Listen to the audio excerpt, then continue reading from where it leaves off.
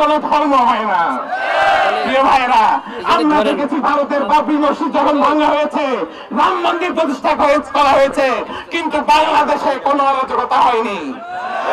আমরা দেখি ভারতের মতো দেশে মাত্র গরুর গোশত বহন করার কারণে অসংখ্য ভাইদেরকে জীবন দিতে হয়, কিন্তু আমাদের এই দেশে জুলাই পরবর্তী সময়ে কোনো অরাজকতার খুব একটা সৃষ্টি হয়নি। কিন্তু সনাতনী এবং হিন্দু ভাইদেরকে বলতে চাই, আপনাদেরকে কাজে লাগিয়ে, আপনাদের সহজ সরল হৃদয়টাকে কাজে লাগিয়ে ইসকন নামক জঙ্গি সংগঠন এই বাংলাদেশে জঙ্গিপনা করতে এসেছে। আমরা তাদের এই জঙ্গিপনা বাংলাদেশে করতে দিব না। প্রশাসনের ভাইদেরকে অনুরোধ করব, আপনারা ইসকনকে তাদের এই জঙ্গিপনার কার্যক্রম পরিচালনা করতে দিবেন না। তাদেরকে চিন্তা শিখুন।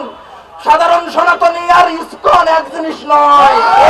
আমাদের হিন্দু ভাইদেরকে বলতে চাই, তাদের উদ্দেশ্যে বলতে চাই, আপনারা কি কোন জঙ্গি যে লোকজন, যে ইসকন, যে জঙ্গি যারা আজকে দেশকে অস্থিতিশীল করার পায় তারা করছে, আপনারা কি তাদের সঙ্গী হতে চান?